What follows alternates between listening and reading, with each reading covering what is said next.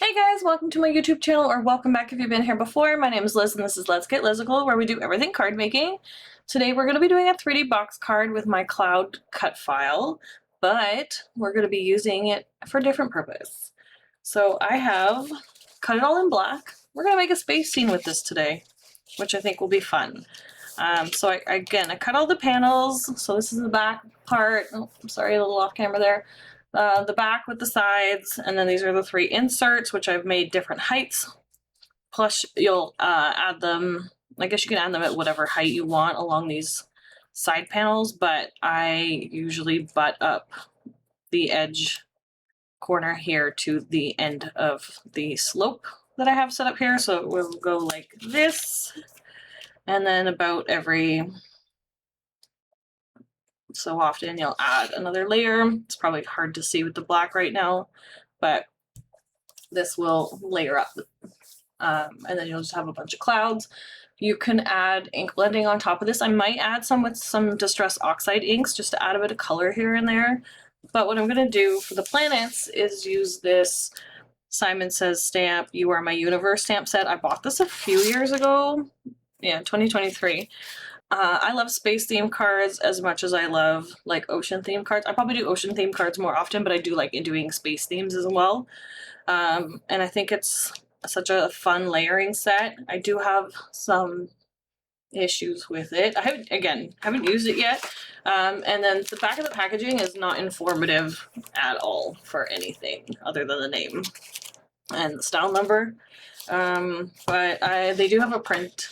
Oh, well, it's not a printout, it's a picture on their website. You can print it out if you download the image, which is what I did. And then I had to figure out which all these planets are. Some of them are obvious, some of them are not. I had to Google images of the planets to figure out what they were. Like the bigger ones, obviously Saturn and Jupiter are very distinct. Same with Earth.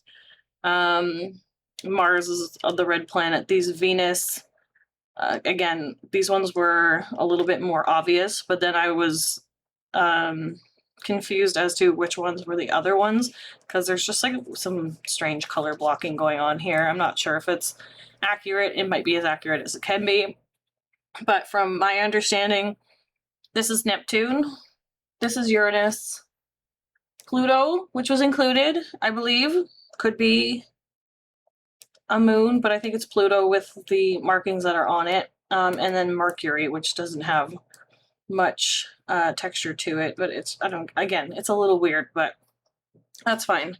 And then with the letters, like they're not even lettered in order. So I just kind of like looked at, okay, A has this and this, so obviously that's Earth. So, and then I put a little A in the circle for it, so I know that that's all the A pieces. And then B was Mercury, I'm assuming, and then so on. C was Venus.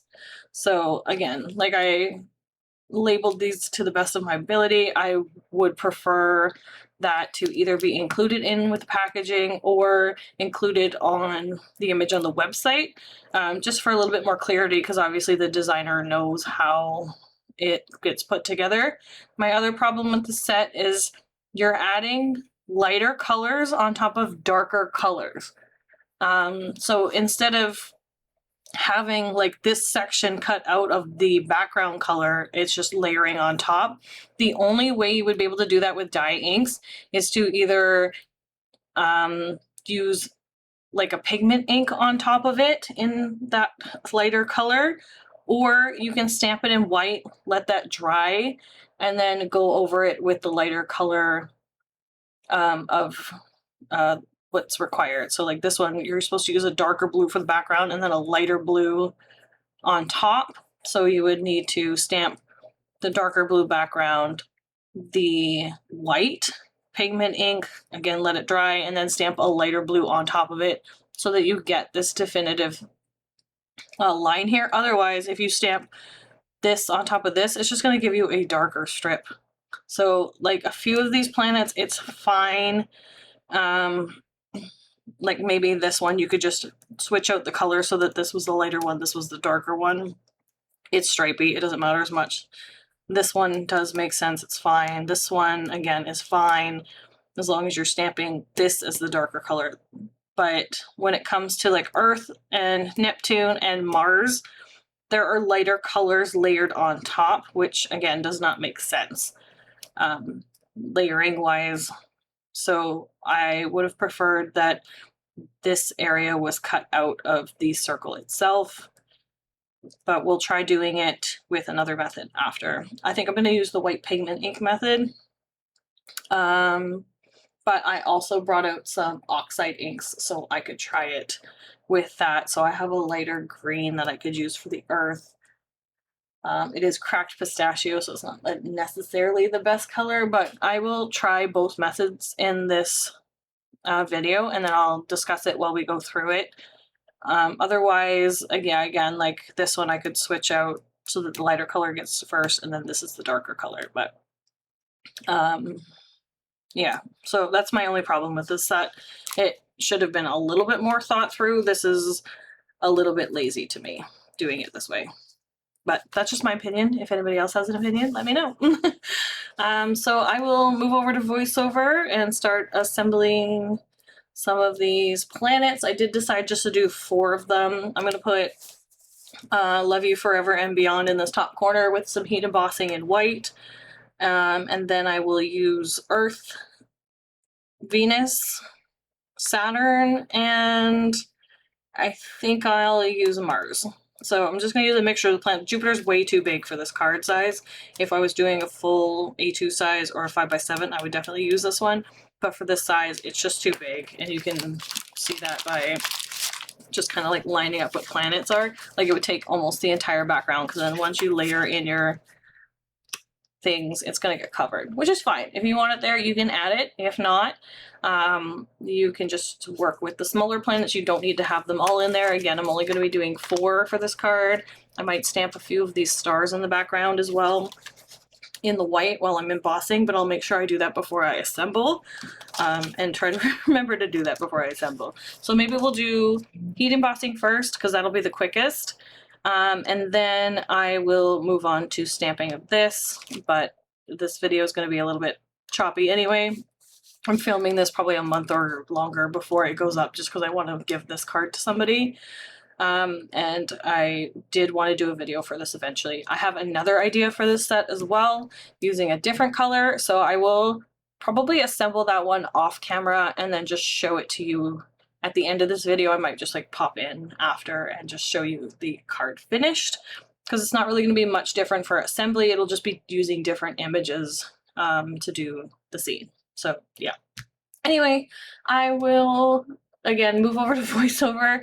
This is a bit of a rambly beginning to the video, but I thought like I really wanted to get this point across in real time.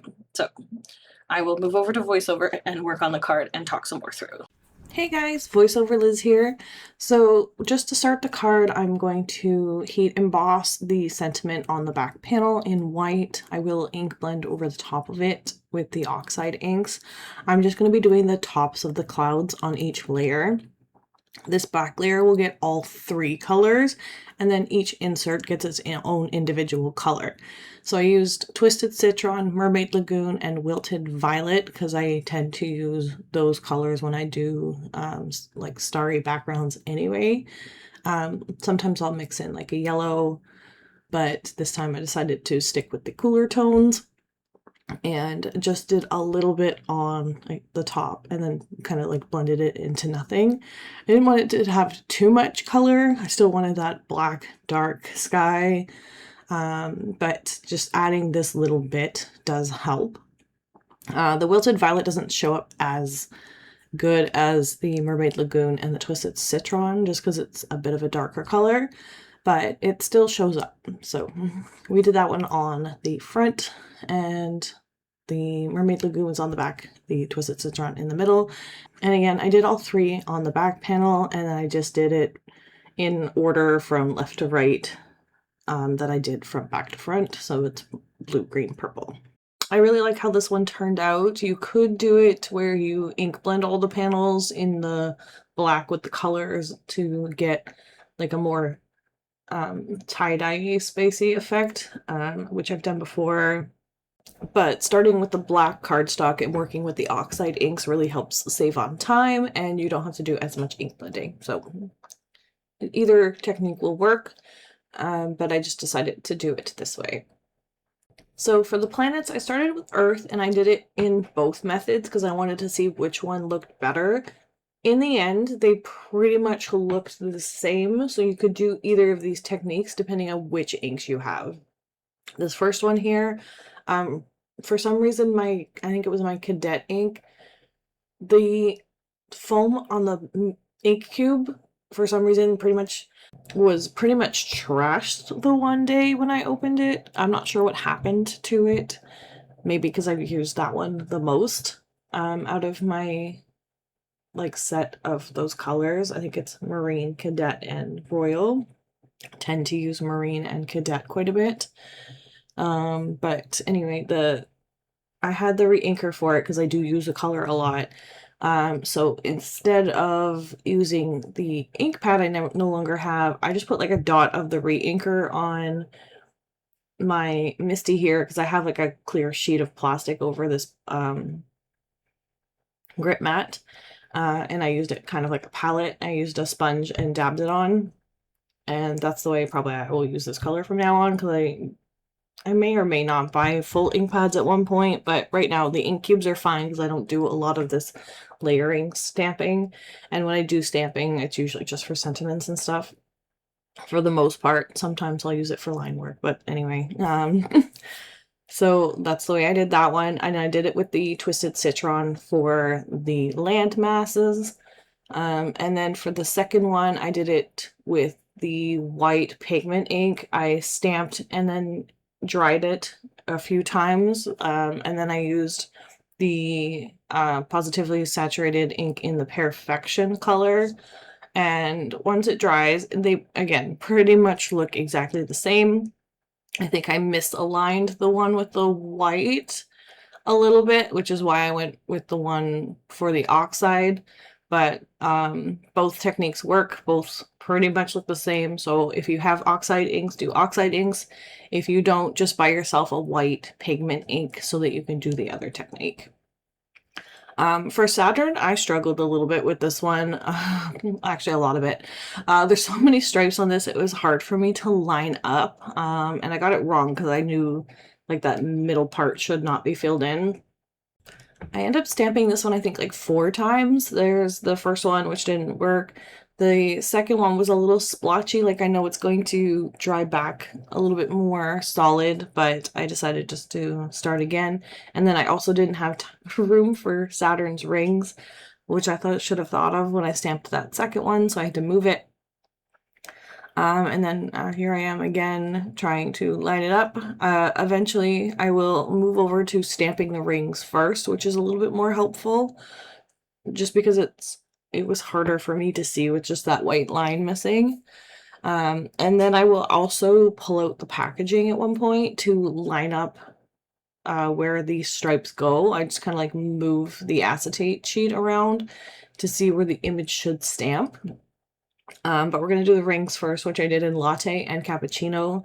I used Latte for the background and then Cappuccino for the inside stripe.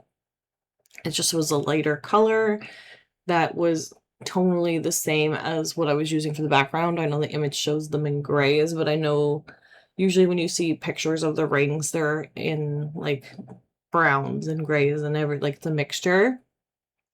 So I just decided to do it with the browns. And then this is me bringing out the packaging. So if you ever have a hard time lining up layering stamps, this is a good technique to use. Just use the packaging.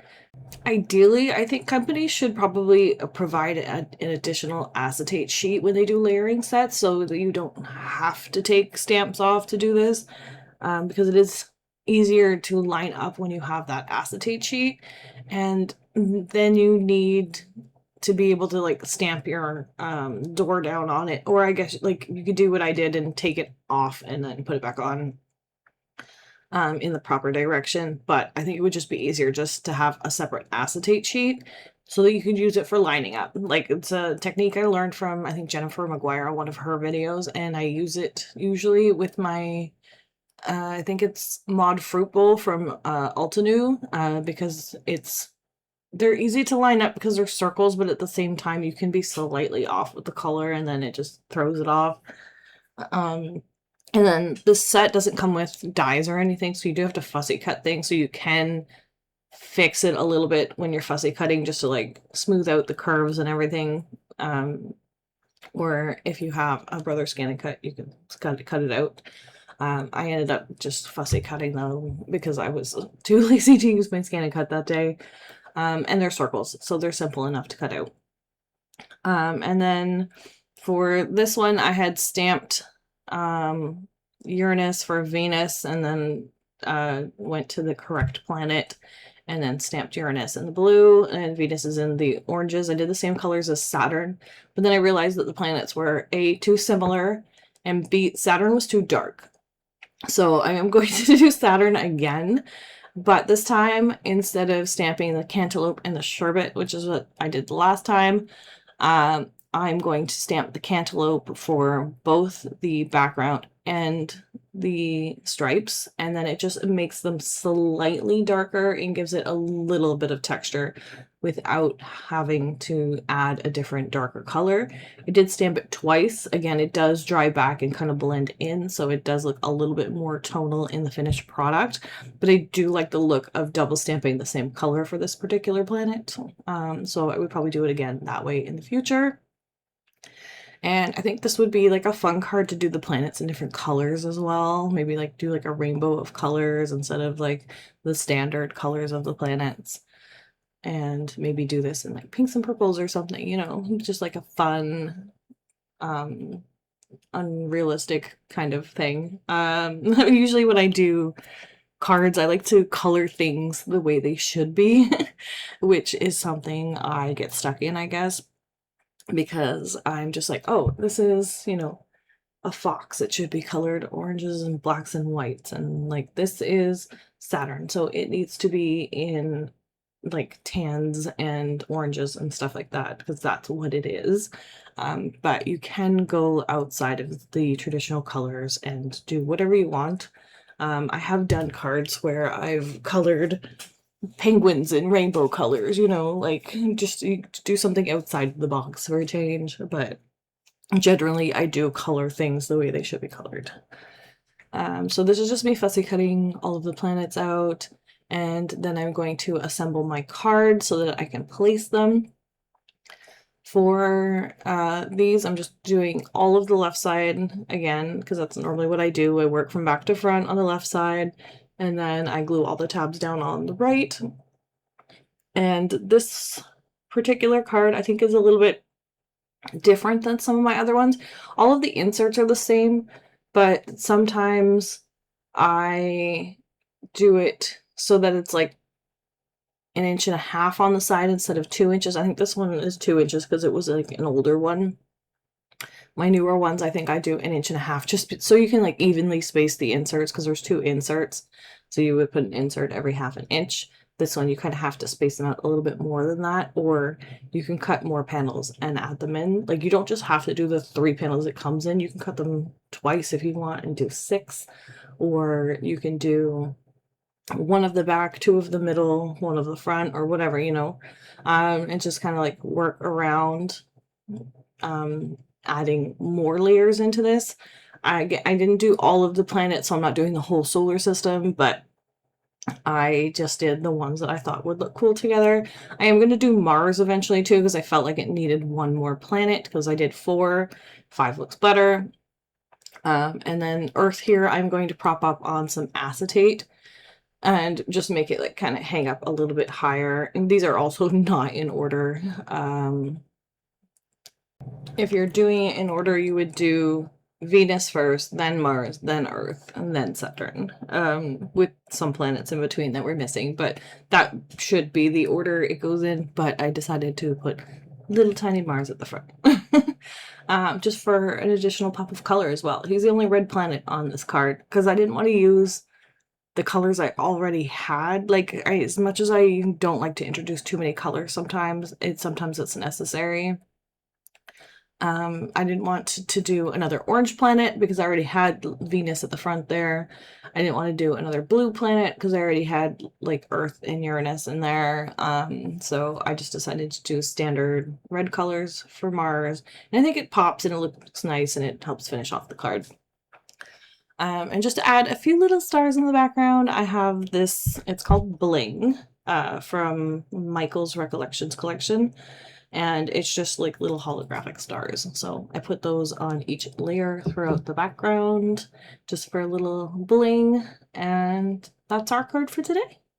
So I hope you guys enjoyed this video and learned a new way to use the 3D Cloud box card cut file that I have available in my Etsy shop. It's really fun to play around with. I've used it a few times, and again, I have another idea for it, which I did not end up doing for this video, but I will do it eventually, and I will just probably post it up on my socials, and you can see it there.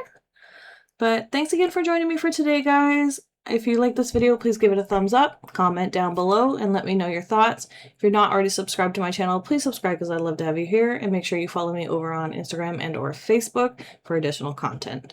And until next time, thanks guys. Bye.